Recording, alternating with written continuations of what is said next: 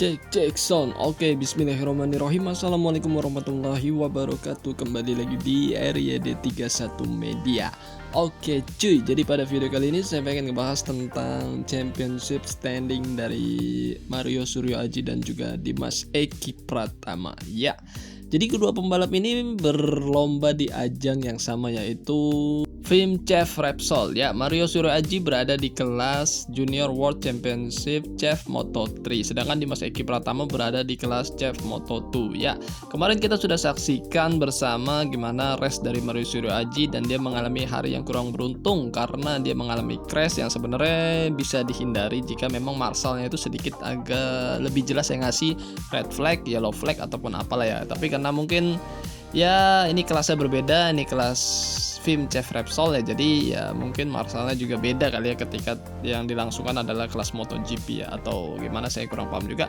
Oke, kita bahas aja langsung championship standings dari Mario Suryo Aji. Karena Mario tidak finish kemarin, akhirnya Mario tidak mendapatkan poin dan dia jauh sekali turun posisi hingga dia berada di posisi ke-8 saat ini ya di klasemen sementara. Dan pemuncak klasemen adalah Daniel Holgado, dan kita lihat di posisi 10 ada Takuma Matsuyama. Dan ini sayang sekali kalau menurut saya Mario sampai turun, sebelumnya di posisi 5 dan sekarang dia berada di posisi 8. Tapi ya nggak apa-apa, ini race. Dan kita lihat Bu Asri dari Thailand berada di 25. Walaupun sempat di kemarin ya di Red Bull Rookies Cup Bu Asri sempat naik podium ya. Dan kita lihat ini posisi terakhir, Horizon juga ya ada di terakhir ya, yang kemarin crash itu, dan mengakibatkan Mario Suryo Aji terkena impact crashnya karena menabrak yaitu box medical yang ditaruh oleh Marshall yang masih ada di racing line. Dan ya seperti itulah, kita tahu jadi agak kurang enak gitu ya ditontonnya karena akhirnya terjadi crash seperti itu dan berbahaya juga, dan akhirnya ya red flag gitu kan. Ya tapi itu sudah terjadi, Mario juga sudah ya, yang penting alhamdulillahnya dia nggak sampai cedera cukup parah ya, karena kita tahu juga itu serem banget crash seperti itu, apalagi ya karena sirkuitnya seperti kayak gitu kan, roller coaster, dan ya bisa berbahaya kalau sampai itu aja kena kan. Ada David Real kena ya kan, boxnya mental ke dalam sirkuit dan David Real kena, terus ya Horizon sendiri sebelumnya udah crash tunggal juga kan. Jadi ya 3 pembalap itulah terjadi accident kan. Ya, kita bahas lagi ke Dimas Eki Pratama, pembalap cukup bisa dibilang cukup senior ya dibanding Mario, karena usianya udah berapa ya, hampir 30 ya, 28an ya.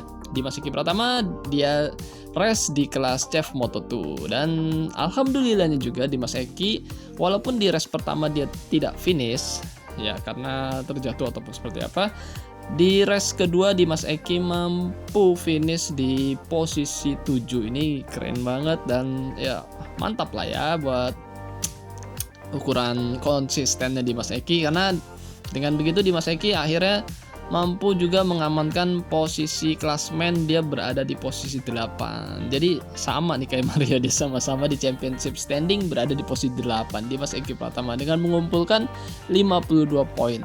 Ya walaupun kita tahu Vermin ini gokil banget ya sama Lopez, dia satu tim dan juga sama-sama saling salip-salipan terus. Akhirnya kamera tuh nyorotnya dia berdua terus di kelas CEF Moto tuh ya, motor yang hijau itu. Ya kita lihat Dimas Eki jauh lebih baik daripada rekan setimnya yaitu Piotr yang dari Polandia. Piotr di klasmen di bawahnya Dimas Eki dan cukup jauh juga, dan Dimas Eki berada di posisi 8. Ya lumayan lah, walaupun kita juga sama-sama tahu Dimas Eki pengalamannya sudah di World Championship Moto2 dan tahun ini di kelas CEF Moto2, ataupun bisa bilang balik kucing lah ya, karena sebelumnya di 2015-2018 sebelumnya waktu Dimas Eki masih disupport oleh Astra Honda Racing Team, dia ikut CEF Moto2 juga, dan kayaknya hasil terbaiknya adalah di posisi 5 klasemen akhir kalau saya nggak salah juga ya. Mungkin kalau saya salah boleh dikoreksi ya.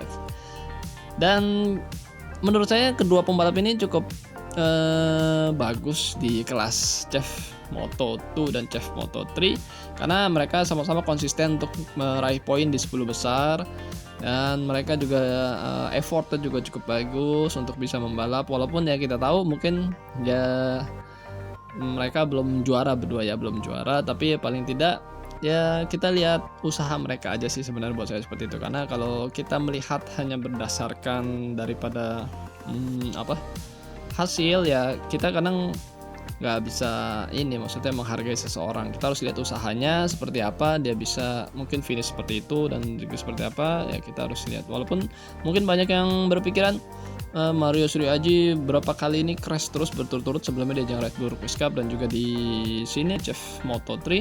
Tapi kita lihat kan sebenarnya usaha dari Mario di saat race itu dia mampu merangsek dari start di posisi 18 sampai ke posisi 13 gitu kan, dan terus maju sampai mungkin posisi 11 atau seperti apa, karena kurang jelas juga. Kita tahu kalau di ajang Chef ini tidak terlalu real time ya, waktu pembalap itu naik posisi segala macam tidak terlalu real time, tidak seperti di MotoGP ataupun di Red Bull Rookies Cup. Jadi kalau menurut saya sih, kalau masalah kita nonton gitu kan live itu agak berbeda saat kita lihat posisi pembalap itu. Kalau mungkin di MotoGP sangat real banget ya, perpindahan pembalap, saling overtake segala macam itu kelihatan banget.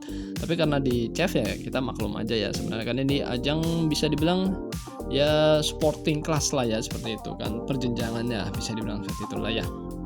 Oke, terima kasih buat kalian semua. Kayaknya cukup sekian aja. Alhamdulillahnya dua pembalap Indonesia, Mario Suryaji dan Dimas Eki Pratama, berada masih di 10 besar di championship standing sementara.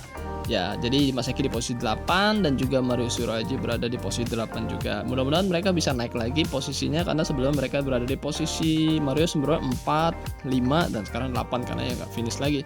Dimas Eki juga tadi sebelumnya itu ada di 6 gitu kan, 7 dan sekarang 8 turun lagi, tapi paling enggak ya lumayan lah dia, mereka bisa raih poin lah ya, seperti itu.